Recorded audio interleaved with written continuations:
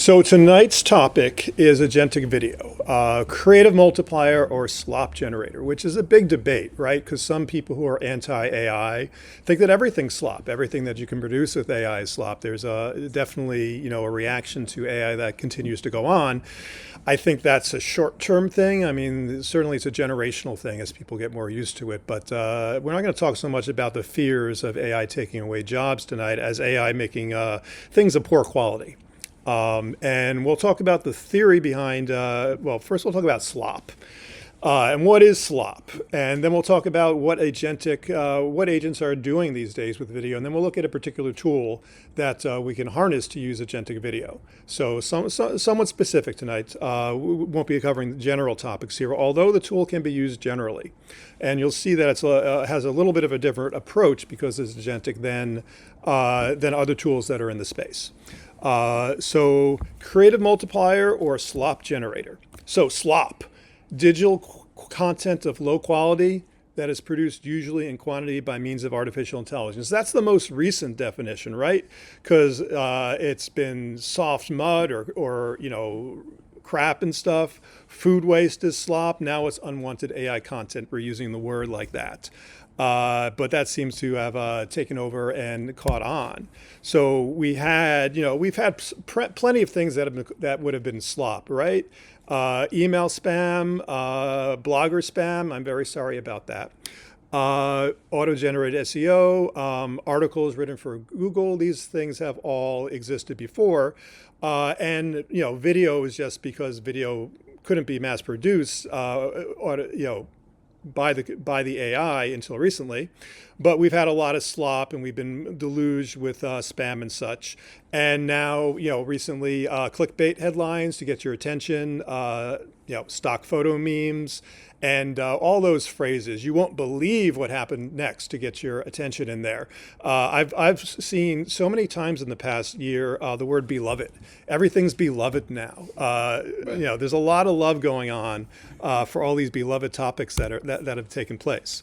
So yes, since 2022, when we've had Stable Diffusion come out, which was the first open source image generator, and DALL-E 2 from OpenAI that came out so long ago now, 4 years now, 3.5, and particularly Midjourney that brought it to the masses as a usable commercial program. Better access than DALL-E 2 and better quality than Stable Diffusion. They still exist today, and how many guys use Midjourney? Yeah, it's still a powerful program, especially for more customized stuff. It has a lot of power. Some question about its long-term viability, just because things are, finally going to shake out at some point here. And can Midjourney hold on, given the commoditization of the whole technology? I think they still have some good stuff. And I don't use their video for any production, but it does some interesting stuff. Again, we're more focused generally on realism rather than stylization, although we are looking into animation as well at the moment. And Midjourney is better at stylized stuff than realistic stuff, in my opinion.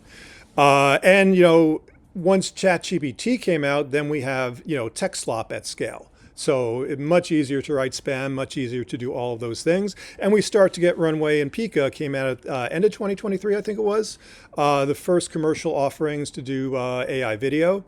And then you have, content farms using AI. I mean, there were already automated content farms, but now AI makes them so much smarter and able to adjust and bring more, quote, creative output to the thing to make it more realistic.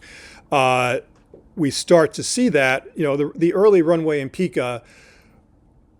Well, this is one of the questions, right? The early Runway and Pika could be used in interesting ways, but they're not very good. Does that make it slop or not? I don't think that makes it slop. I think it's more the intent and what you do with it, because there was certainly some interesting stuff with Runway and Pika, but not the realism that we have today. But that's not necessarily the way to judge it.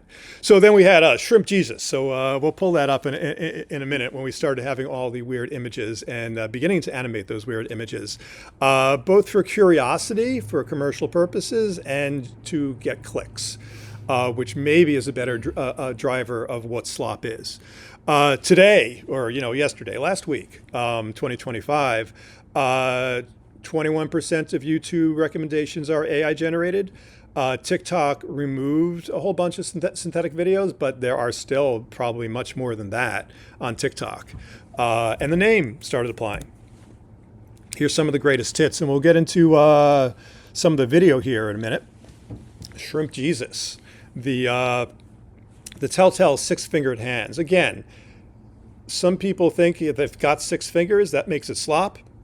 But if it's a good story, is it slop? I don't know. The gibberish storefront, the infinite zooms, or all those things that were posting Reddit posts and am I the asshole posts and just putting some sort of video behind it. And, objects morphing within the screen and all that. So we've got both the quality axis of Slop and the implementation axis of Slop, because, you couldn't get six fingers was the best we could do a couple of years ago. Now that's fairly rare. And the uncanny valley portrait. That's something that really we only overcame in 2025, where VO was really the first one to produce decent faces. It's been followed by a couple of other generators that can do reasonable, that don't look uncanny anymore, but when I first started using VO3, I sent it to a colleague of mine who's not here tonight. And he said amazing and terrifying, because it really crossed the uncanny valley at that point. And said, wait, it can really do, realism now, which is something that we've always, that I've been particularly interested in. I didn't introduce myself. I'm Robert Wald. I've been involved in AI and video for a long time, although career-wise, I've mostly been what have I been? Architect of some sort, solutions architect in various roles. We used to call it integration architect, but whatever. But as AI has come to the fore, ever since the revolution in AI with the LLMs, that I've been able to bring together AI and video. And now Mike was here before. I guess some of you missed him. Now I'm running Gold Leader, which is part of MCM, which is the company we're in, 3 floors of this building, which is a full video production company, which we're adding AI to. So we're finding ways to integrate AI and use it. I think Mike mentioned before that we're building a volume wall downstairs. That's an LED volume wall, which is essentially a giant TV that can be controlled and that you can shoot footage against. So that opens up a whole hybrid market for us that will let us do real actors with AI-generated backgrounds and maintain, parallax and look realistic. So that's quickly about me. Back to the presentation. Slop exists, and a lot of things that are generated for Slop purposes because of the money, right? Especially the ad-driven stuff and getting a piece of the YouTube ads and the TikTok ads, because you can make money doing that. But the algorithms reward Slop, and that's why people do it and continue to make Slop, right? Because so this seems like an underestimate. I did check it, but this is 278 of the top 15,000 channels only, because I think there's a lot more AI channels on YouTube because they haven't kicked them off yet, and probably won't. They may have more controls, but they're not going to kick them off. Across those channels, 221 million subscribers and 117 million in revenue. That's something that people want a piece of. So that's a definite, look at the cost to benefit. The cost is very low to produce Slop. And to produce things that are not Slop is a bit of an effort. Maybe less so these days, where things can produce 8 seconds really nicely, but still, to produce any sort of longer piece, any coherent piece, is a lot more effort of direction and art design and a lot of things that you have to coordinate and get right to make something look good. But Slop is easy and cheap. And yet it gets, someone's making $4.25 million doing this, and I'm not surprised.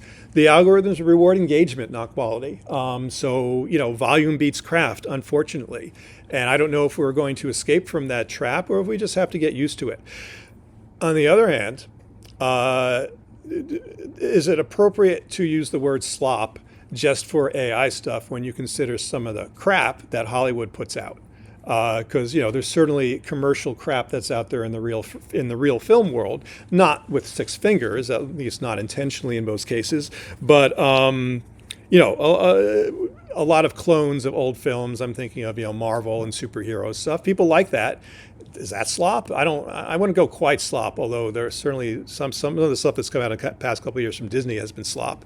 A lot of Star Wars slop. So how do we define, which I was touching on, what is slop?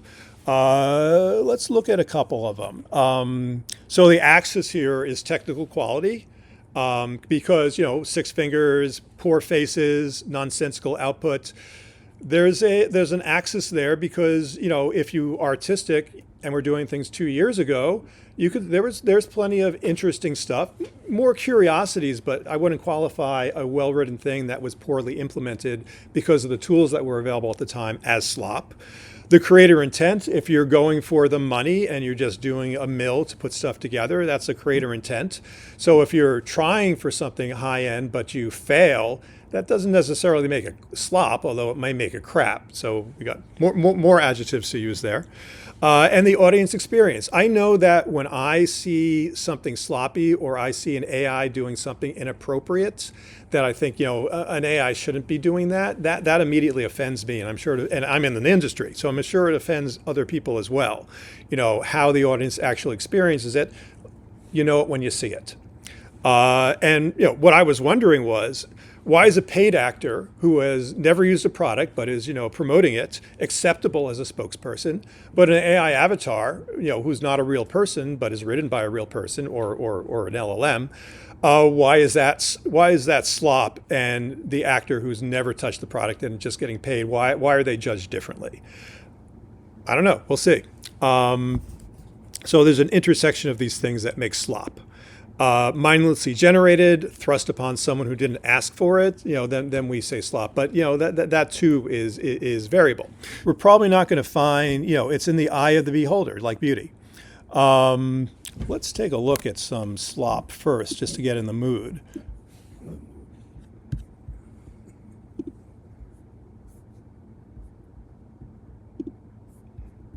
Here's some old slop.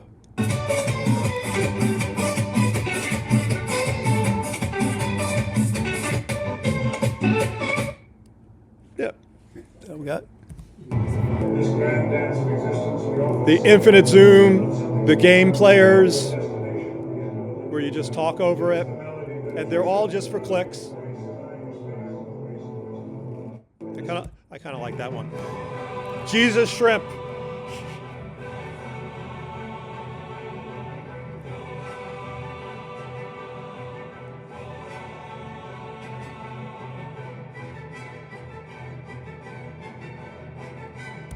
I am pro Hypnotoad though.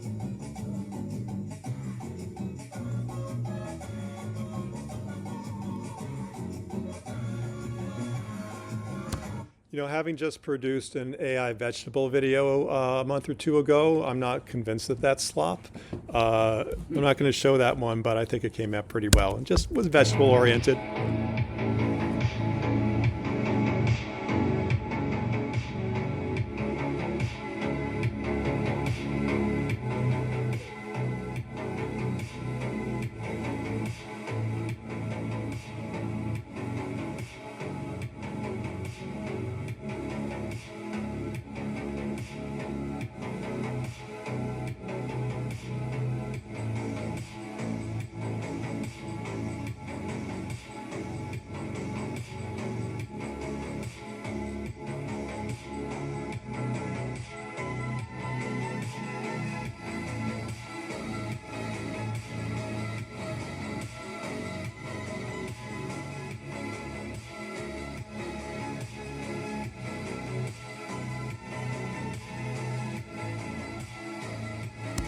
So how many of you guys think that that's slop? Yeah, I'm not convinced that that's slop. It's just an artist fooling around with the tools that they have and trying for some style variations. But take a look at this one, which isn't that dissimilar, but we can't call this one slop, I don't think. I kind of like this one.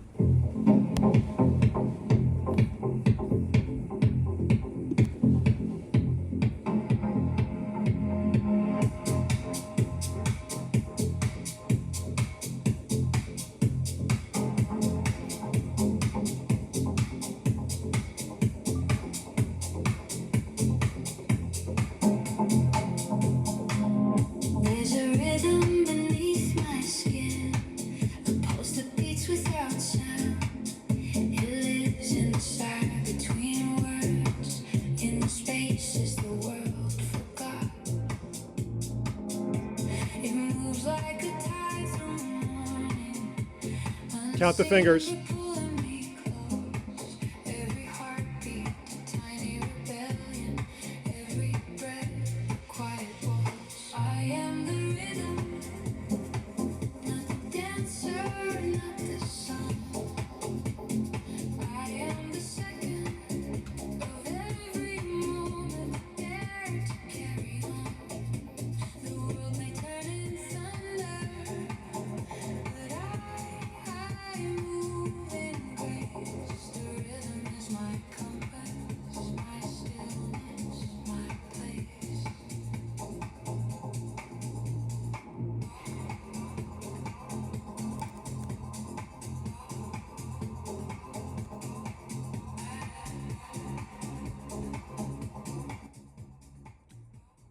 Now you've got a lot of leeway with music videos, right? Because I mean, I don't think that that's slop. On the other hand, once you have this design down, you can produce a lot of variations and make it slop, right? If we see too many of these things, and sometimes you know, the first version of something that comes out is interesting, a little more than a curiosity, and then the 1,000 people who copy it, and you see that on TikTok a lot.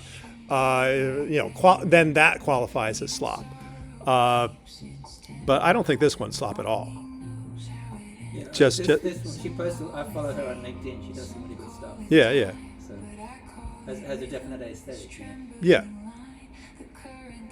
I mean, I'd say this is reasonably far over the border, but there are ones that are closer to the border, and it's often it's a matter of talent there. Yeah. How old is this video? I think this was recent. She's Early- been doing this for at least most of 2025, but she's progressed. It used to be nothing but 8-second transitions. Now it's more. Yeah, things don't morph into each other. Yeah, this is also just 3 weeks ago.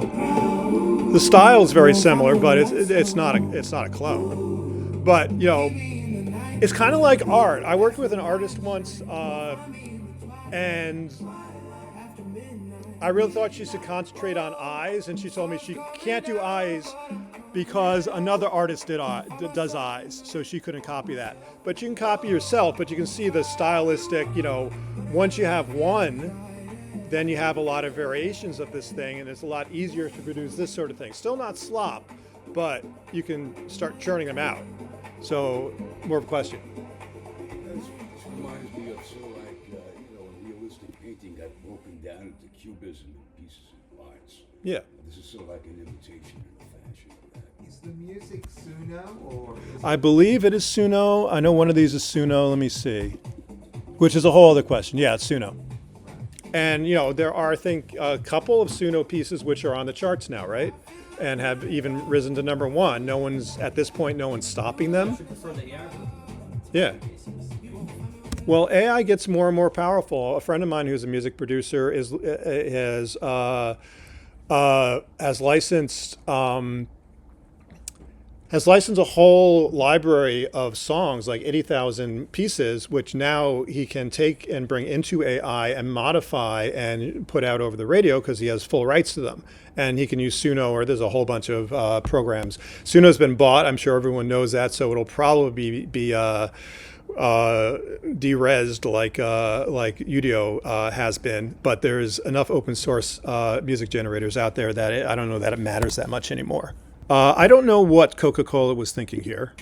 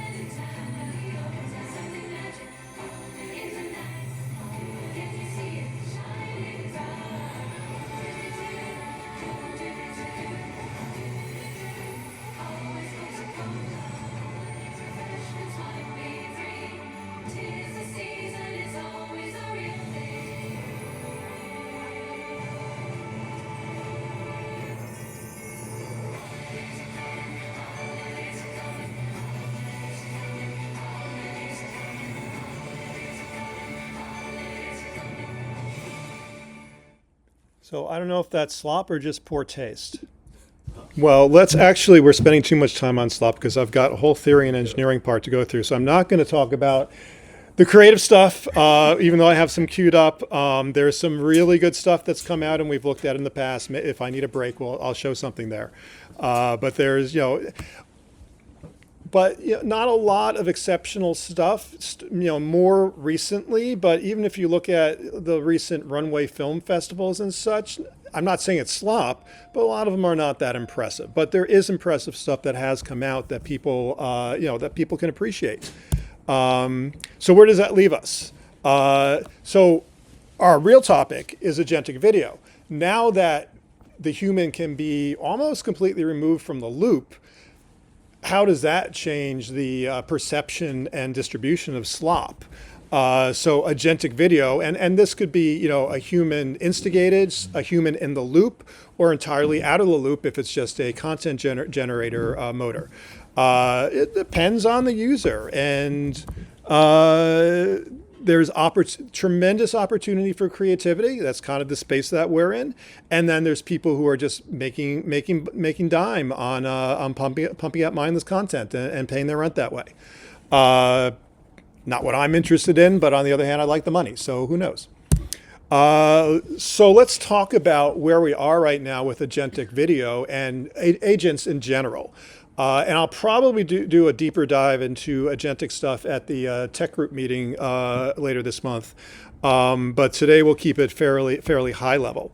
So traditional AI, traditional in the last 3 years, chatbots solving problems for us is the model that people have been using for the past couple of years. You ask a question, the AI answers, maybe you continue the conversation and you're done. Yeah, generate an image of a cat. Easy enough.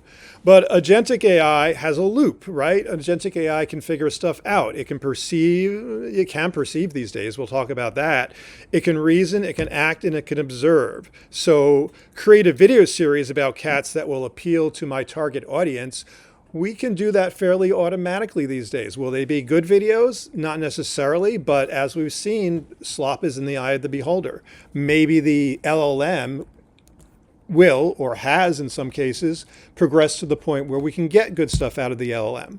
So when we talk about agents, we talk about this, agency, the 70-year journey to agency, from Turing coming up with this stuff in the 50s to various models and AI models that came out in the 80s and the 90s. Then there was this AI desert from the mid-90s to about 2010 or so. And then we suddenly started to see some actual result. And there's plenty of AI and machine learning stuff going on in research at that time. It was just mostly in the back end. But then financial models especially. But that was all machine learning and pattern detection stuff. Not what I generally consider AI. I make a differentiation between machine learning and artificial intelligence, and we've definitely crossed that bridge recently. So it was, we had Alexa come out when voice recognition became practical. It took a long time for voice recognition to actually work at the level of Alexa and Siri and all that, as stupid as they turned out to be. And the perception developed, being able to see, but not in a verbal sort of way. It's really the verbal stuff that has taken us over the bridge. And that really came about just from the 2018 paper, All You Need Is Attention, when we started to get the outlines of what transformer logic and transformer machines and LLMs can actually start to reason. And it turns out that next token prediction, which is what that does, approximates reasoning as it gets more and more sophisticated. So we had various things have happened in the past couple of years. So we actually looked at this in this group a couple of years ago when this first started coming out. First, we had improvements using chain of thought. Just telling it to pay attention to what you're doing actually improved the output there. Let's think it step by step, actually encouraged it to think it step by step and getting better results. Later that year, we had React come out, which has a loop, as we just saw, which goes from reasoning to action. And it started to introduce the concept of tooling. At this point, everything was very primordial. That is, the LLMs were not powerful enough to really understand what you were saying in 2022 and 2023 and even in 2024. So all the React stuff and the tools were also not very developed. So you had a framework there that could not be well implemented. And you had things like we looked at the time, Baby AGI and AutoGPT, which had that React loop going on, but didn't actually get very far because one, it couldn't really understand what it was doing. And two, the tooling wasn't there to actually implement when it wanted to figure stuff out. Web searches cannot, solve all the problems that there are. And the agents of the time, the LLMs simply were not deep enough to do so. LangChain, we've had agents for a long time. LangChain is a good way, has always been a good way to develop agents. It's sort of been internally replaced with LangGraph and other models since then that provide more power and maybe have a better internal model. But you could build agents with LangChain, and you could start bringing up your own tools and such.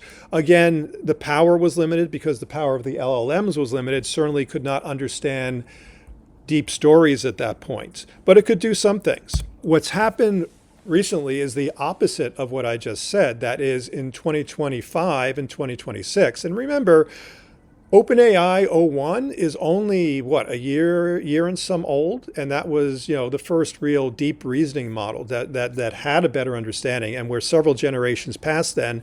And we're at the point now where the better frontier LLMs do have a deep understanding of your prompt, and that's of what you're saying. And you can give a long prompt and it'll understand it, something that was unheard of in 2023 and 2024. So that technology has improved. The harness, the systems that surround it have also improved as well as the tooling. So you can only get so far without powerful LLMs, or you can only get so far without a powerful agent framework that's surrounding it to actually implement this stuff. And more recently, this is kind of out of order, but I'll do it anyway. So you have the ability to add tools, and the most basic tool, which has been out for a while, is the search tool. But there are a whole bunch of tools which can be linked into an LLM, which give it various services. Math services, different types of lookup, financial services, database access, and then last year. Anthropic introduced MCP, which is sort of a meta tool system, which lets any LLM gives access to thousands of tools simply by defining it. So MCP adds a tremendous amount of power to what the LLM can actually access. And now it's easy to add thousands of different tools, including video tools, including avatar tools and music tools, and have an LLM drive that. So this is where everything connects now with the agentic technology that's come out in 2025 and which is going to go further in 2026, and why we are now thinking about, fully agent-driven systems. We're not there yet, but this is the connections that are being made. The more powerful LLMs combined with the more powerful tooling gives us a tremendous amount of power, and MCP just extends this to thousands of tools that can be used. So for a creative agent, or really any agent here, the orchestrator is the LLM. That is the prompt that we're giving to the LLM. And the first part here is that the LLM can now understand your prompts to a degree that it can actually understand your goals, which, go back 2 years and you're going to be frustrated trying to get the LLM to do what you actually wanted. It can plan sequences. It can actually select the tools to solve the problem, because it has this deeper representation of the world, or at least the tool using world. And then it can get the results back from the tools and can do this in sequence in a logical way and think problems through. That includes problems like writing a script for a video, as well as any number of other non-video problems, as well as audio. So the tools that are available now are the tools that have come out since 2022, powerful stuff, like Flux and Runway and Kling and VO and Suno for audio, and web research and the ability to run arbitrary code within a sandbox. And if you look at it now, interestingly enough, Anthropic was so hot on not providing computers direct access to the computer itself, because that obviously then the LLM can write self-modifying code, but now they're all in on that. So that didn't last very long. So the code interpreters have a sandbox, but now it can actually control your browser and therefore your IDE and can do whatever it likes. So now, if we want to write a script and implement the script, the LLM understands, especially, they've all gotten much better at writing. Claude has always had the best reputation for writing. I think the recent Opus is actually pretty good at writing. And then actually planning out what it would have to do to actually create the video. So the workflow engine, which is what the execution layer that surrounds the LLM, because LLMs cannot do anything by themselves except their internal thinking and next token prediction. But what they can do is talk to the workflow engine and the clients that they're attached to. So if the LLM decides as part of its sequence that it wants to do a web search, or I want to create a video, it will give that instruction to the outer layer that's actually executing stuff. That will actually call the tools and pass it back to the LLM, and the LLM will then know how to process that and continue in its sequence. That's because the LLMs are deeper in their understanding now, and also much better able to carry out a complicated sequence of stuff, which wasn't true in the past. So when we apply this to creative output in 2026, we have a lot more power to actually write scripts and put together videos, and we're starting to see the results of that. So we have an example general pattern here for creating agentic video. We understand what we want to do. Maybe the human gives a topic, maybe it gives a primordial script for improvement, or maybe it's just a couple of words, which a lot of systems have existed actually. Like we covered in video, like just a year and a half ago. InVideo could take a concept and turn it into a script, and then turn that script into shots. At the time, InVideo was selling stock footage, so it would do a meta search to find the proper stock footage to tell your story. Now it's switched to generative video, and their whole business model at the time was selling stock footage, right? Now they've switched to a combination and largely favoring generative video, so they can take a couple words and turn that into a video. So can other systems like LTX, and there's others. There's a lot of the consolidation products do a lot of can put together these stories. Are they good? No. In 2023, they're not good. In 2024, they're not great. In 2025, they're a little bit better. In 2026, we may get some decent coherency. And that's when you see, these historical stories that are being told that may or may not be good for education will get to the point where they are good. So here's an example of an agentic video pattern. Understand the goal. Let's say I want to write a story about the Battle of Teutoburg Forest, an old battle of Rome where Varus was completely destroyed and lost 3 eagles. It can do that research, and it can write the script. It can convert that script to a shot list, and then it can take that shot list and generate the videos, animate the clips, add the voice, and assemble it. And that's something that, I would do manually, hopefully with a little bit of creativity and skill, if I wanted to do this sort of educational video. At what point will the agent be able to do a reasonable job? Hopefully not at the creative level that we can produce today, but definitely at the creative level of your average thing that might have been produced by a company which is just trying to put stuff out to fill an educational contract. So this, and this can all be defined, which is what we're going to look at, as a sequence of things that the LLM figures out, sometimes from a prompt or perhaps from a sequence of prompts. But they've gotten intelligence enough to do it with a single prompt now, which, let's get back to that. So this is a basic scheme which you would follow manually to actually put something together, and now the agents are complex enough to actually do this. So what is the moat here? When does it become a creative multiplier versus a spam factory?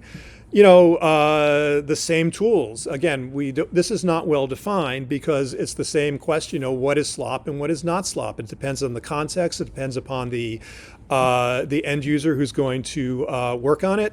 So really, the role for the humans, and maybe the agents eventually, is to be the curator here so that that you're not producing slop. but that is both a function of the person who's producing it and the reception that people are showing it, which, as we've seen, a lot of people are willing to put up with slop from AI and crap from Hollywood. So that's a brief overview of why agentic video is now possible. And this also applies to many other areas, but it's only recently where the tooling and the workflows and the agent's capability can actually produce half-decent videos. And we can see the trajectory there and what's likely to happen in 2026. Now, I'm not going to get into video details. We'll do that at some other time. We've talked about it in the past. People don't look. There's still the uncanny valley. You can't do real interpersonal interaction scripts. But if you avoid that, you can produce decent things. And we've looked at some decent productions before. They were human-driven and creative. But as the agents learn more about this stuff and are better able to handle that, maybe they will reach that level of creativity. I'm thinking of the Kira clone bit, which I really liked. I think we showed that one time or two ago, which was done by a person using the tooling, but has no personal interactions within the actual video. Which is the weakness of video AI right now. But if you can program that in and understand that context, then you can get a lot more out of it. So before I go to the actual engineering stuff that I want to cover, any questions about agentic process or agentic video and where that's going? Any thoughts? How many of you guys have actually worked with any of the agentic stuff like NVIDIA or LTX or written the script and had the LLM write the script entirely? What's your experience with that? I just started working with this kind of stuff, so my experience has been very limited to Firefly. Mm-hmm. I've also messed with Sora, just proof of concept stuff, and then just open source tools that are out there. Just mess around. What scripting in particular? Not necessarily with scripting. So like I'll I have a very custom workflow, which is probably atypical of any sort of like real production process. But I'll use, for instance, a custom GPT for a particular workflow to generate a script, Mm-hmm. and then from there I'll see which type of work I'm doing and which image generation tool can I use as like my first frame for a video, and then I use that as a basis to then evolve and add multiple things to it, whether that's sound, whether that's video, whether that's audio, as in voiceover, and I kind of stitch it all together manually. Okay. So the question is, at what point will that be automatable in a quality fashion? Correct. And that's really what we're thinking about today. Right. Yeah, I've created scripts with LLMs, and I find 80% of the AI is okay, and 20% has to be human changed. That's been. And AIs are, the LLMs, and again, particularly Claude series, have been good as writing assistants. Yeah. You don't want to take their output. I would still never take their output, but I might be inspired by it. I might use it as a starting point. It works 80%. In other words, I've taken their output. Yeah. So 80%. Oh, I know that's not uncommon. Is a high. I think it's high. Their script writing is good now. 80% good is my feeling. It depends. I mean, you have to write in the style of Paddy Chayefsky, in the style of J.D. Salinger or something, and it's 80% is good.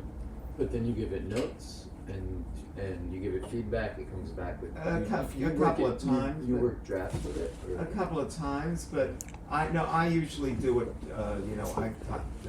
I edit it myself. Yeah. Usually, once it spits out that. A few times maybe back and forth, but I end up doing 20% me and 80% the AI, and it's good. It works depending on one's taste, obviously. Yeah. If you like Paddy Chayefsky from 1970s or something. I wonder how much people would detect that as slop. At what point, will they see the patterns? And ChatGPT was known for doing a lot of common patterns, but that changes over time. 5.2 is a lot better at not doing that than it used to be, and Claude has always been a little bit better. And Opus 4.5 is getting rave reviews, so it's a target in motion. as far as the quality of the scripts, and that's core to that sequence that we had up there before. It has to write a good script to be interesting, and then it has to write a script that it can actually be executed well by the tools that are there. Yeah, I have a follow up on like your workflow for the 20% that you're talking about. Is that like creativity that you're giving to the prompt, or do you find that like the LLMs themselves inspire creativity? Because that's something that I struggle with. That I feel like I encapsulate myself into relying too much on AI, and then if I work backwards from my process, oftentimes I find myself being way more creative, way more thinking out of the box. But again, with prompting, you can kind of get there. But I'm curious to see what your No, process I is. don't use. I'm a writer as well as an animator. So I'm a writer. I've become a writer on it. So though if I wrote it, I edit my own stuff. I change it. I make sure it doesn't have that repetition that AI falls into sometimes. Yeah. So I change all that, change it up, because I'm a writer. So I'm able. I can see it's like a first draft or something. So I make Sure. it, do the draft. It works well. I think it's amazing, actually, for my uses as a writer. Yeah, no, it's great as a creative assistant, Yeah. and you can use it to a greater or lesser extent, and that will get greater. So the whole agentic process, not just agentic video, is, as you've certainly seen in the papers and on the web, a major thing that's impacting a lot of industries as agents are more able to take over, human processes. Video just being one of them, and one of the more difficult ones because you're watching it right there. What define agent? I'm a little confused. Well, the definition really, it's a fuzzy definition. So you could say that a chatbot is an agent, but really an agent is something that can use tools. An agent has the ability to actually take actions, or at least make its own decisions. The resources. Yeah, it's able to leverage resources. So the definition is not. I don't want to get too deep into this, but some people say that to be a real agent, everything has to be done by the LLM. I differ with that opinion. I think that you can still have a architectural structure for a process that includes LLMs and still be an agents. And in fact, that's a more powerful type of agent. So the definition is not entirely clear, but what we're seeing as an agent is something that is able to orchestrate, something that's able to use tools, and actually create something more complex. But I won't get into that. We could go far with that. Again, it can be. But let me go on to Glif, because that's the tech that I wanted to talk about today. Glif is an agentic platform for producing video. Now, there's other agentic platforms. This one is particularly tuned to produce images and video. And I first ran into Glif about a year ago, and I thought it was cool. I thought what they were doing was interesting. At the time, they hadn't introduced their agentic capability, and also at a time a year ago, the agents probably wouldn't have been able to do a good job with video. But what they did have was interesting workflows, which we'll see, to produce video. And in its most basic form, it's producing an alternative way to access the tools, the video and image tools, and do processing with that. And you'll see the sort of things that it can do. But in its most complex form, it's able to produce complex projects and such, and do research, and really follow the procedure which I was just showing in various incarnations. It's fairly no code. Well, it is no code. There's no coding going on, but you can define workflows, which is one of the distinguishing things about the platform. So it, like many consolidators, has access to a whole bunch of different modules, and API access to GPTs, all the major GPT platforms, your major image generators, both commercial and open source, your major video generators, and as well as audio and voice. I don't know if it goes directly to Suno, but it does use 11 Labs, which can do some of the same things. So, oh yeah, it does have Suno right there. As well as text-to-speech. So it has these things as tools which it can use, And the clever thing is that now that agents have reached this point, they can harness these tools in a sequence to actually execute what I showed before and in more complicated form to actually put something together. So Glif itself specializes in the image and video and audio. It has these as reasonable modular components that it can call instead of other agentic systems which can do anything but don't necessarily have these particular tooling and workflows to work with video. And one of the really interesting things about this, if any, how many people here have used Comfy UI?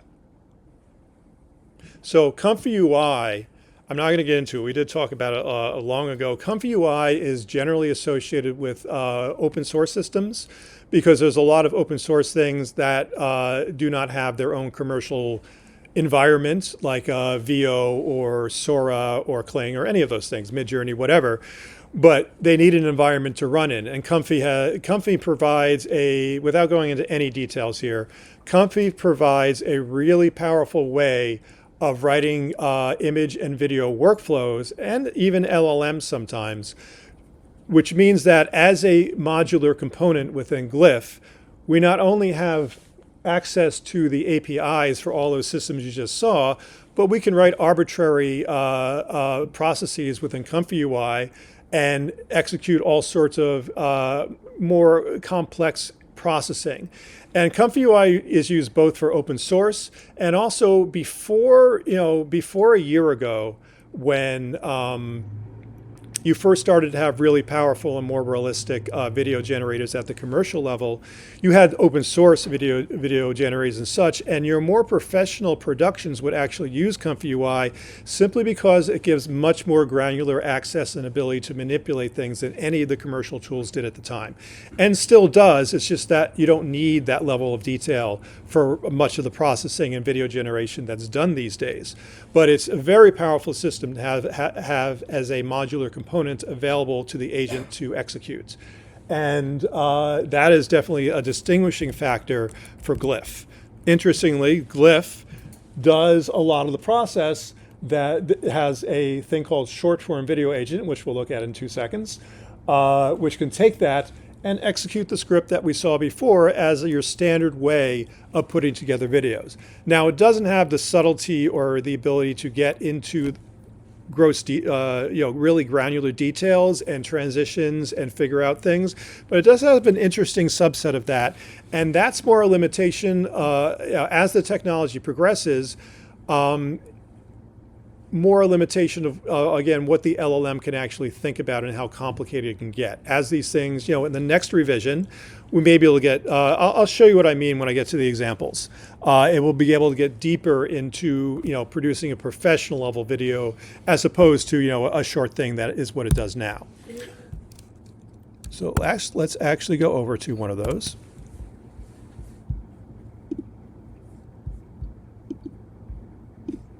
So Glif.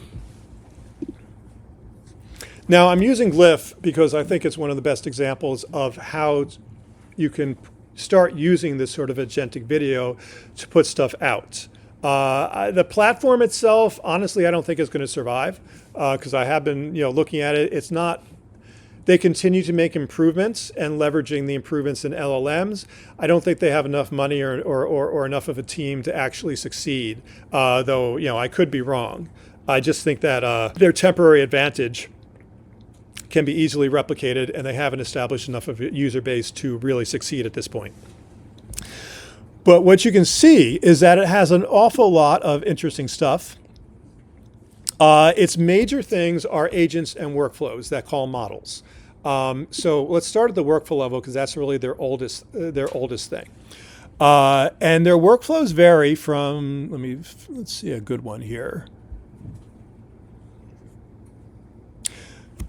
As I said, there's a lot of similarities between this and any number of the consolidators like FreePic, for instance, or Crea or OpenArt. There's a whole bunch of them at this point that can call a whole bunch of different models. So it has access to 174 plus models that it can call of those various types that we saw before. Image, video, audio, LLMs, general stuff that you might have to do housekeeping as well. So the workflow, sorry? It's a subscription for. You have to buy credits. That's another thing about Glif is instead of having to worry about paying for a bunch of different systems, you buy Glif credits and it figures out how much everything costs. Because of course using VO is much more expensive than say using Dream Lite, but you'll get a better product out of it. So you have your choice for what to do during development and you can bring it to a higher quality if you want to spend more money. It's not necessarily the most effective way to spend your money, but its credits tend to be fairly expensive. Not as cheap as FreePick, but on the other hand, not as expensive as FAL or something like that. So it comes in greater or lesser for certain of the use cases. In its most basic use cases, we can have something like create an image with nanobanana, and this would give us a prompt.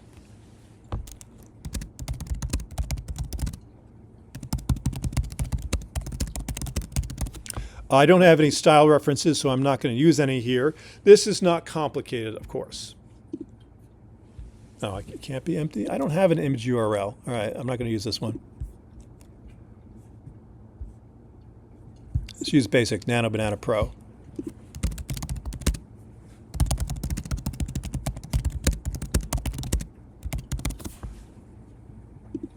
Now, there's nothing profound about what it's doing here. It's just the fact that it's consolidated this into a different type of workflow, which is perhaps more suited for people who want to be able to, as we'll see in the agents, talk to the thing instead of using a GUI.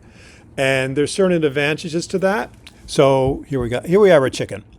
But this particular workflow is not that complicated because all it's doing is taking your prompt and supplying it to the model, and we get our giant chicken. But they can get much more complicated than that. Let's find a good one. So here's a Wojak meme generator, if you're familiar with that. The Wojak is the type of drawing here, and it comes up with different phrases to produce this certain type of chart. You could consider this to be slop, or you could consider this, if it's well done, to be an interesting meme that comes out. Give me an idea, arbitrary idea. Judging if something is slop.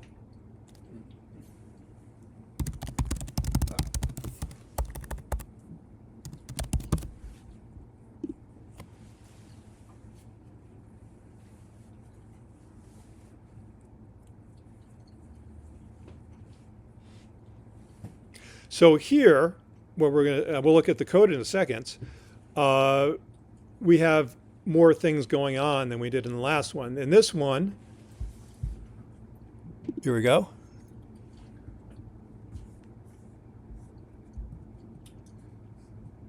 Some good examples of slop and a little sort of orcish golem there. What is he, a goblin? Yeah. Your various methods of slop and such. And we can create 1 million of those, and maybe we'll get some clicks. I don't know if this gets clicks. Maybe it did at one time. How many credits did this generation take? Because there's an estimate. Yeah, so it didn't take many credits. I don't know. Well, we'll see in a second what it's actually using. It's using Kimi, which is an LLM model for its thinking. Well, let's look at this, because another interesting part of Glif is that it's a very social system.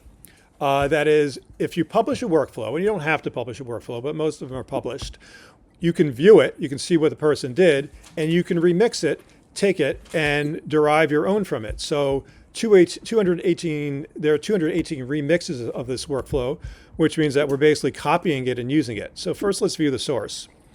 And this is the workflow process. Now, this is a no-code system. Last time we covered N8N and various node flow systems. That can do similar things. This is a more straightforward block sequence, but it's equivalent to some of those things. So you have various things like your input. So it figures out how to do the screens here. Then it takes your input and it has to know a little bit about variables. So you have a block that defines the variable here, input, and Glif knows that it has to get an input there. And it also tells you how many credits it's likely to take.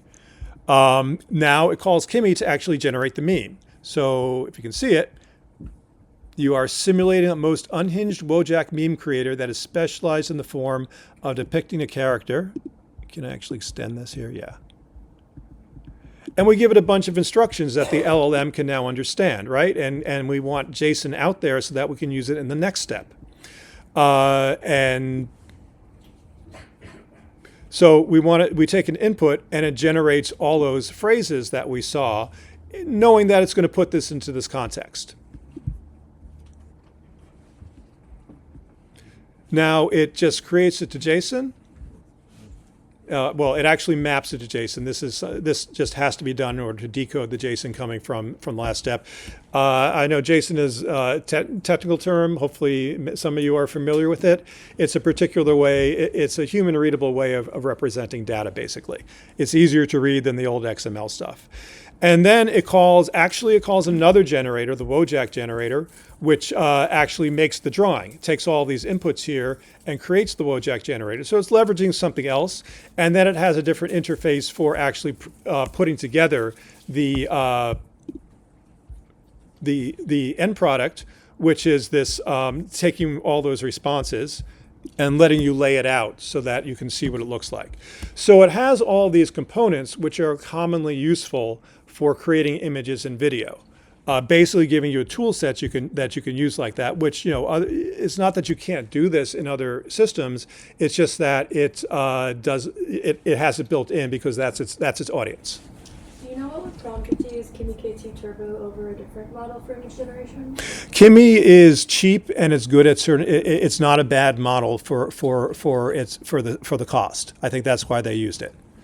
You have your choice of models, especially for something trivial like this. And Kimi is a fairly strong LLM model. I think it's open source Chinese. I forget if it's commercial or open source. Yeah. And people do use Kimi. I mean, obviously it's not the top end model, but it does have a very good reputation actually. When you put in prompts, is there a way to opt for a certain model over a different open source model? Yeah, I can change that easily, because it knows this particular block can call any LLM. Okay, cool. So everything that is programmed with. So if I want to spend more money, I could use OpenAI or Rio or DeepSeek. I could probably save money with Qwen. The quality of the output will differ. But this flexibility is part of the system here. And let's actually remix it. So I can take this now and I can actually work with it and create my own. So I can now change the name.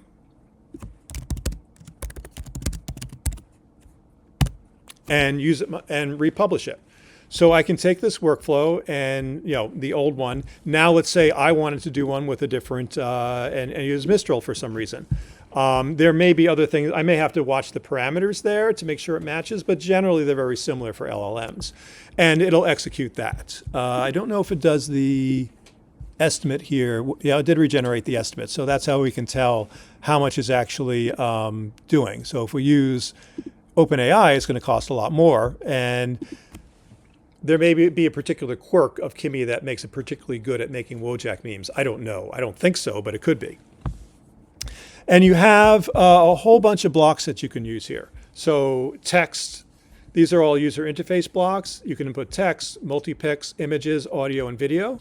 AI generators, again, LLM to generate text, the actual generator for images. Again, the Comfy UI block, even though few of you have used Comfy UI, that's very powerful for a system to have. I don't know anyone else who's integrating Comfy UI at this level without having to do your own API work, because Comfy UI will support an API, but you'd have to do that yourself. And your most common blocks of things to do, as well as various tools that are useful. Various tools for rendering the output, and other things like changing the behavior of the bot itself. And this can be combined into a fairly complex workflow. Wojak being a trivial example. I think I had a better one. But you see the level at this. Anything that you can do with those sort of workflow steps that you can describe in that way, you can create a workflow for. Let's see. So a lot of these are very basic, But here's like Charlie and Lola, which is a particular trend, which wants an image, which I'm not going to give it right now. But, oh, this one actually draws a little, this one actually takes a photo, creates a little, a little cartoon image of it, and then puts it on the image. So it's got those workflow steps, not very complicated, but the ability to take that, generate the image, and then place it on the other one through these workflow steps. So it can manipulate the images and the videos at a low level, including video overlays and things like that, because it knows how to do that through these workflows. I'm going to move on to agents unless anyone has any questions about workflows. Are we gonna like see an example of like video generation? Yeah, Okay, great. we're getting there. And workflows can generate videos, but it'll be more interesting to see. So these things here. Here is a Kling Pro AI video generation workflow. No different than if you went in through FreePick and just gave it a prompt. We can give it an image input. We could also have, there's another one that does first frame, last frame. So it has all those capabilities because it supports the models through the API and then through this workflow UI here, through the blocks, and can create these workflows. So that in itself is pretty powerful, and a lot of people use that. Now, I might not use this because I might do it myself, and I want to handle it myself. On the other hand, I might want to do this as to automate a workflow if I want to pump out 1 million of them.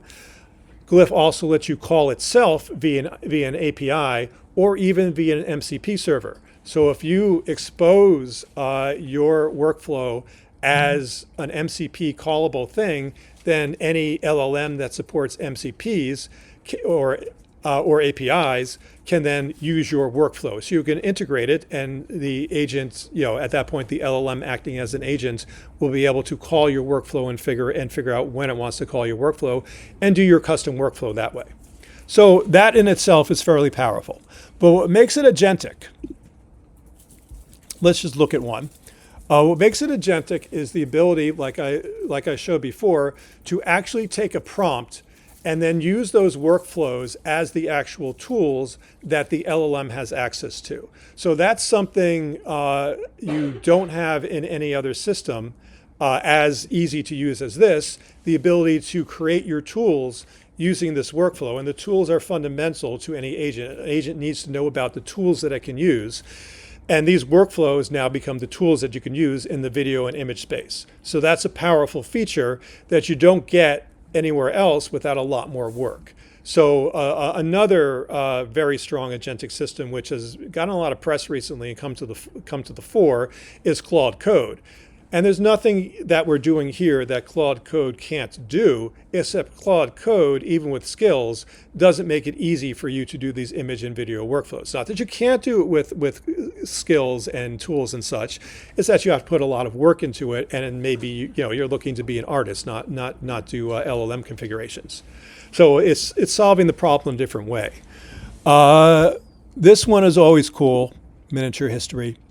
And this is actually the Teutoburg forest example. So this is actually an agent, and I will show you the prompt in a minute so you can see how this is actually constructed and why this is agentic video. But now we're talking to an LLM where it actually implements using Sonnet. So Sonnet is pretty powerful, not as much as Opus, but Sonnet is still very, very powerful LLM that is very good at using tools. And what you find, most of the frontier LLMs at this point are pretty good at using tools. There are actually both open source and lesser LLMs that are just dedicated to using tools, because the question is, do you need an LLM that has all the knowledge of the world and has been trained on using tools? Or can you use a lesser LLM, which will be cheaper and faster, which specializes in tool using, doesn't have all the knowledge of the world? Of course, that LLM won't be as good as doing scripts without the knowledge of the world to fill in all the information in the scripts, but it'll be perfectly good at calling tools. So it may not be able, or it might be able to look up the history of the Teutoburg Forest Massacre and figure things out. And you see this cute little tilt lab things, which a lot of these example agents put together. But let's pick a topic. What's a good historical topic? How this team engine was invented.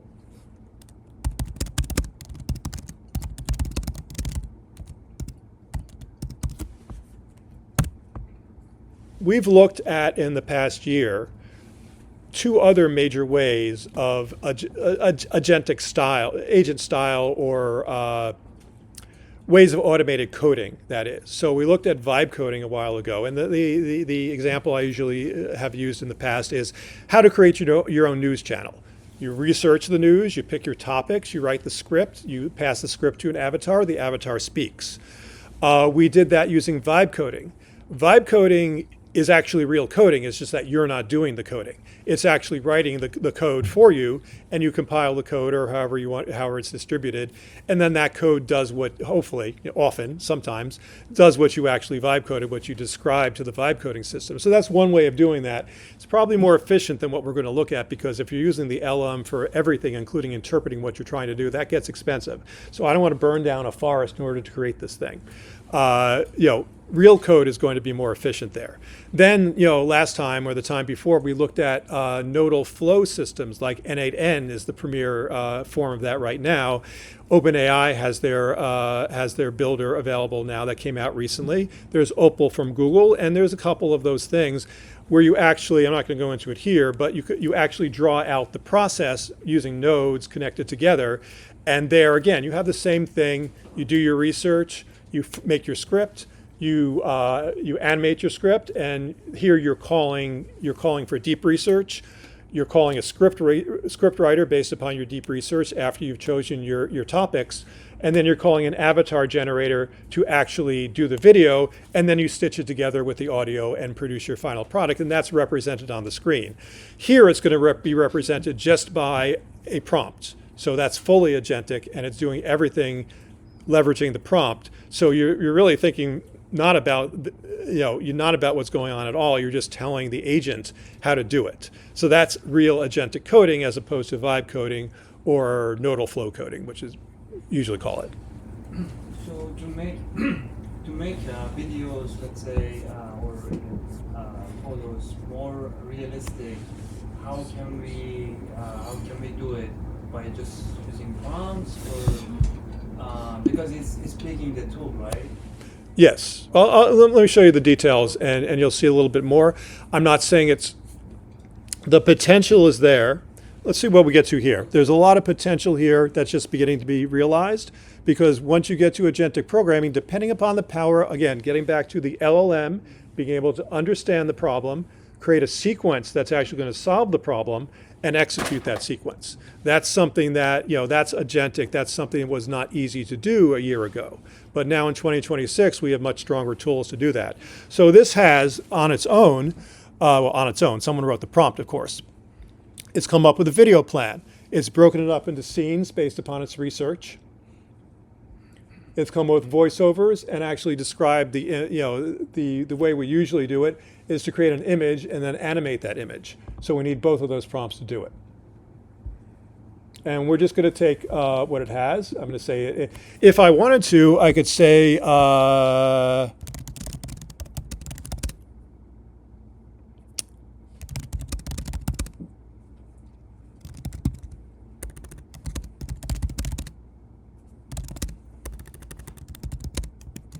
because I'm talking to an LLM that understands, to a great extent, the context that it's talking about, I can give it this verbal instruction. Let's see what it does. I want to add some bling to the steam engine.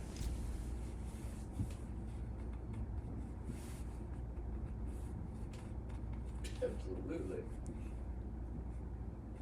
All right, that's all the tweaks we'll do.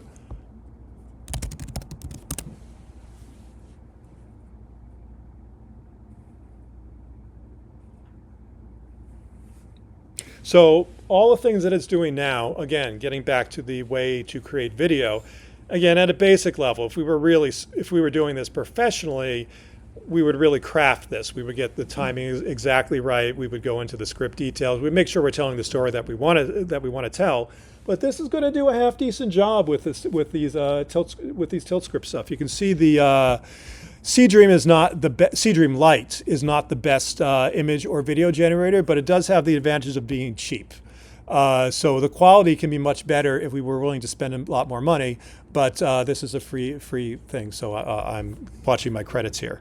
And It generated that, and now it wants me to pick a voice. Let's find the Attenborough voice. Hello world. This is a professional narration sample. These are 11 Labs voices. Hello world. This is a professional narration sample. Hello world. This is a professional narration sample. I'm going to use her for once.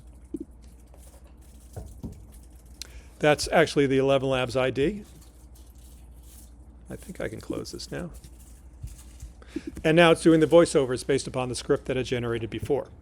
Now it's actually doing something clever, right? It's checking the duration of the voice clips, which has to be done in the manual process to make sure that they're going to fit the video. And that's part of the agent understands how to do that. So it's analyzed and has access to the full FFmpeg library, as well as other libraries that may be available.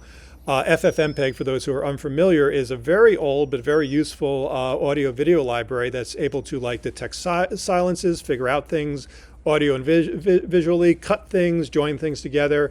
A lot of really useful tooling, which this has built into it as something that specializes in video and audio processing. So the voiceovers are ready. I can listen to them if I want and tell them to redo them. And it actually found two that were over 10 seconds, so it's going to fix that.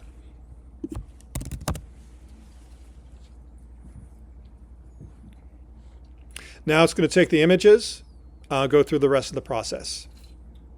I like how it parallelizes some of this work. Yeah. Did you specify that it should be 10 seconds? I didn't see. Yeah, this particular agent is locked to that. So a more professional level implementation would not be locked to that. But otherwise you have, if you're using variable lengths, you introduce a whole bunch of complexity here, which would have to be solved within the LLM, and they just haven't done that because they only came out with this like 3 months ago. So, Also, they're using a video model. It's probably has a limit on the number of seconds it generates. Like this. yeah, Slide. yeah. Some models won't even let you specify how many seconds that it should be.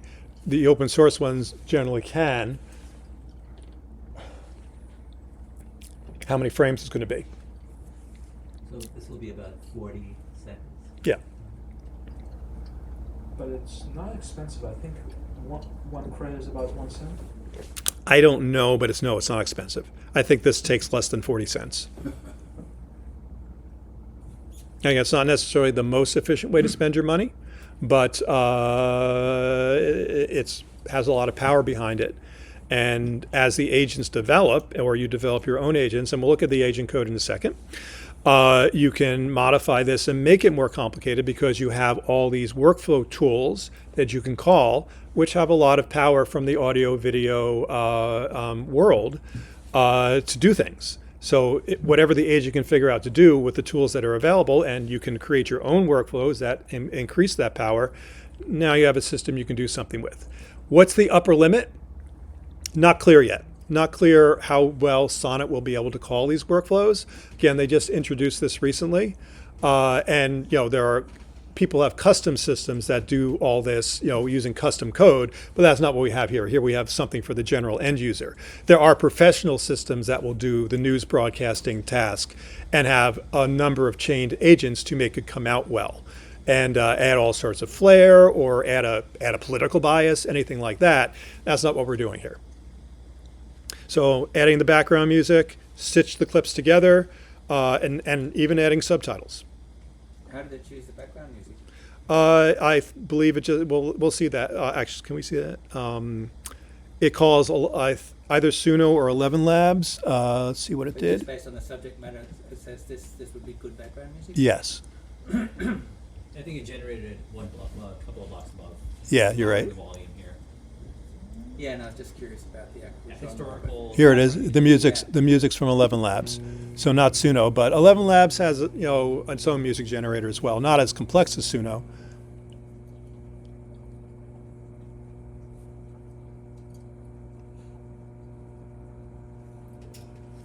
Yeah.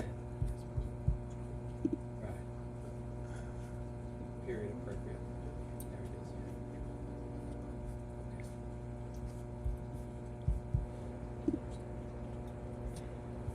Yeah, where is the video? Maybe ask it. Maybe if you look at the add subtitles to video, that's the final bit video. Well, usually it just shows me the video, so I'm a little surprised here. It comes in the stream. I'll skip that and just show you one that's already made if this is having a bug right now. Can you scroll up a little bit? There's a download button. Where? I thought for a second I saw a download button. What if you prompt and say, show me the video? What is it? I'll try that. What about open artifact? I try. Oh yeah. It says open artifact. Yeah, right there. Yeah, well, that's getting that. I'm not sure why it's getting that. Still a few bugs in the system. All right, here it is. Gaslit you. In 1712, English mines faced a deadly problem. Deep shafts flooded constantly, drowning miners and halting coal supply. Ironmonger Thomas Newcomen built the first practical steam engine, a massive atmospheric pump that used condensing steam to create vacuum power. 50 years later, Scottish engineer James Watt spotted the fatal flaw. Repeatedly heating and cooling wasted enormous coal. Watt's separate condenser slashed fuel Here's my costs bling. and transformed steam power into the beating heart of the Industrial Revolution across Britain. So, not bad. Again, Seedream Lite does not have the best output, but it is cheap. Just, in your head, see it a little nicer if I'd used VO and spent all my money on that. Simple example. Let's take a look at at a similar prompt. Unlike workflows, Agentic prompts are not public, but the short form video story is a template that they provide.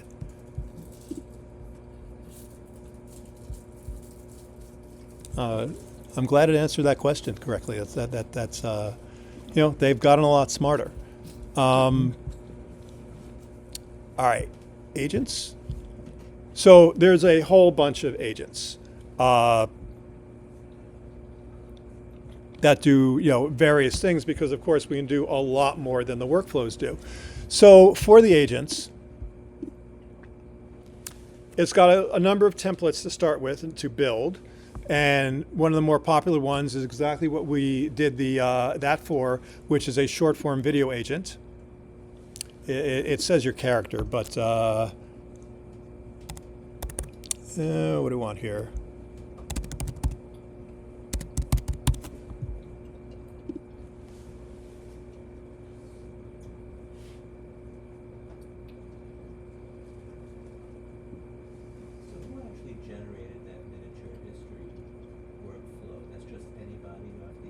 Well, this particular workflow that we're looking at now is a template that they provided, and a lot of the examples that are in the agent section, I think they have a free version that you can look at. I forget. Are modifications of that template. So the short form history thing that we saw with the tilt, this actually also uses tilt video. But that's a minor modification specifically for historical topics, whereas this one's asking about a character. But I could have put a historical topic in there as well. This is the personality that's defined based upon my input that I wanted a Lich King, I forget.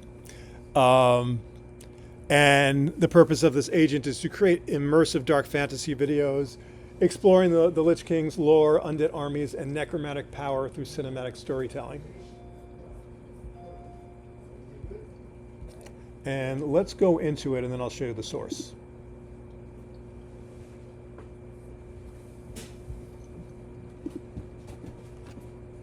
Now, I'm not going to run this because it's going to be very similar to the one that we just saw. And I think I've already generated one if you really want to see it. But this is where it starts. Same sort of process. Shows it what it's going to do. But let's edit the agent. Can I get that bigger at all? I don't think so. Okay, so the parts of the agent, fairly simple. This is the LLM, which is being fed to Claude Sonnet, which is a powerful LLM.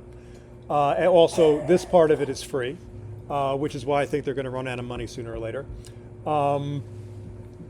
This is the actual prompt.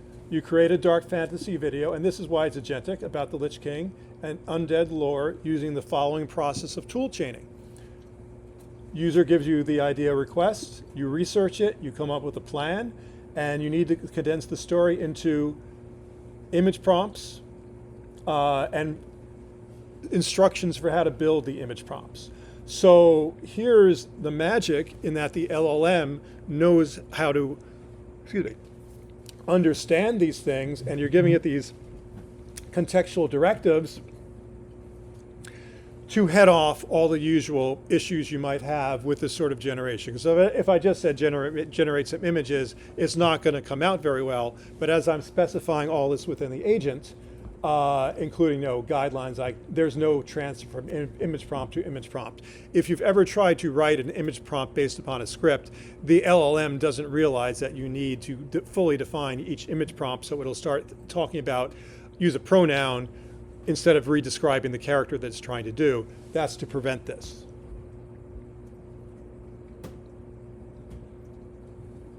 So telling it to use a voiceover script. And you can see this is just LLM interpreting this English prompt, present the plan to the user, approve this, go through this whole process. So we're not coding, we're not drawing a flow or anything like that. We're just describing the sequence of steps that you're going to do.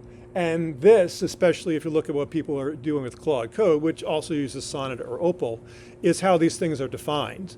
How these powerful systems, not just for video, but for sales and marketing and finance and, pretty much people are using it all over the place, including, high-level script design.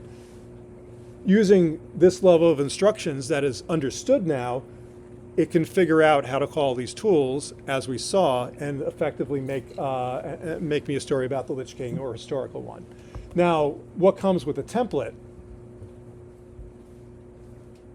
This is the template, and these are the workflows that it calls. So it has 174 different workflows that I can use, including the ones that are built in or the ones that you design. So it knows how to do a web search, it knows how to search Wikipedia, and the agent, the LLM, knows when to call these different tools, and you saw it calling these different tools, and how to figure these things out, which you couldn't do a year ago effectively. So the particular workflows that it uses are the ones that are enabled. And that's, I don't know why Kling is actually enabled here because we're not using Kling, but you can see we could switch to Kling and get much better output. We're using text-to-speech, generate music, find a voice ID, create video from images, which is generic, but is calling Seadream in the end. Display buttons. It didn't actually display any buttons, but some of the other versions do.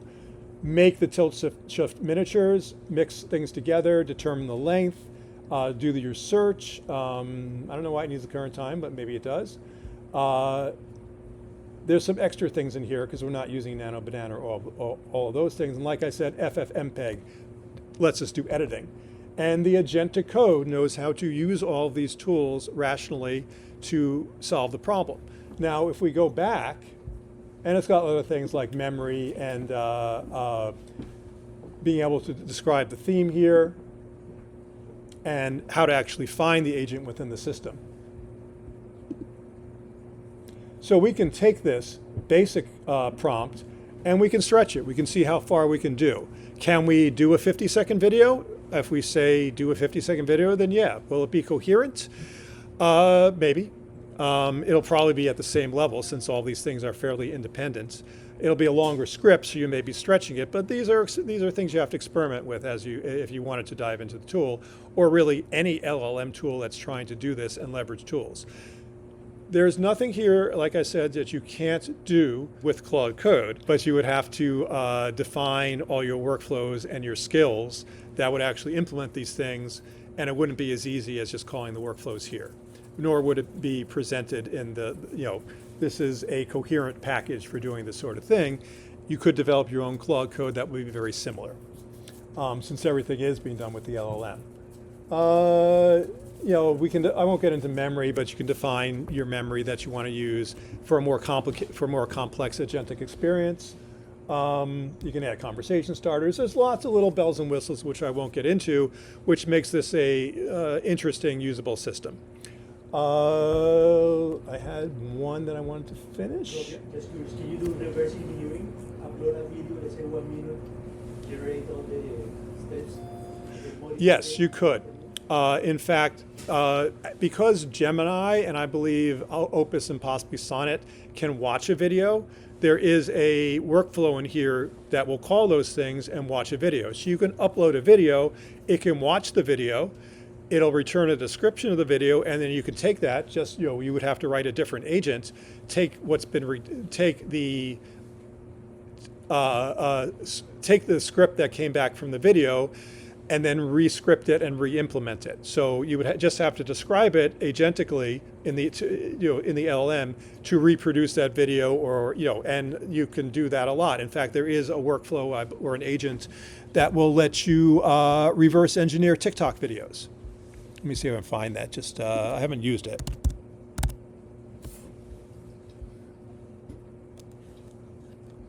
I think there's like a Chrome extension that you can actually use for Glif. Yeah, there is. You can take like an image or a video and then remix it essentially. Yep. Where's my stuff? I think I do expect for Claude Code to cannibalize these kinds of services. Well, as Claude Code continues to develop and people are, really jumping in there. It's just way simpler. Yeah, it is. And, the CLI interface is actually very powerful, this sort of chaining that you want to do for complicated problems. There's a reason why Claude Code is, and it doesn't even have to use Claude. Any LLM will do, but the harness is dedicated to Claude, since it's from Anthropic. There are clones as well. I expect that someone will leverage Claude Code to do the same thing. And like I said, this company is underfunded and has a small staff and is already not keeping up to date. So unless this explanatory video, thanks for coming, leads to tremendous sales for Glif, I doubt that they'll survive 2026. But it's not. They've been around for a while. I don't know how much of their 16 million raise they've actually spent.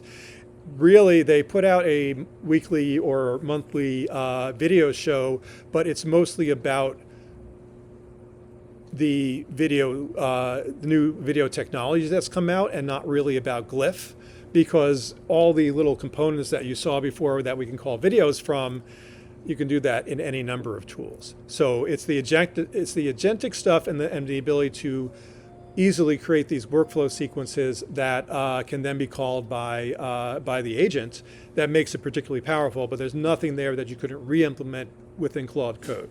It's just that they've done it already, and if they manage to get a user base to support them, they can survive. But I don't see that happening because I see very little. I looked at it a year ago, I looked at it now, I see very little user references on Reddit and on X that this is actually being widely used.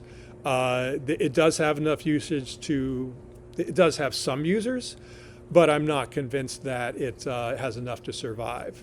And if you're the type of person who's creating this sort of workflow, you might already be in the Claude Code headspace. You might not be looking for a tool like this to help you. But it's there. It's a really good example of what you can do with agentic video because it's all there. And there's a whole bunch of different agents that you can see and look at through Glif.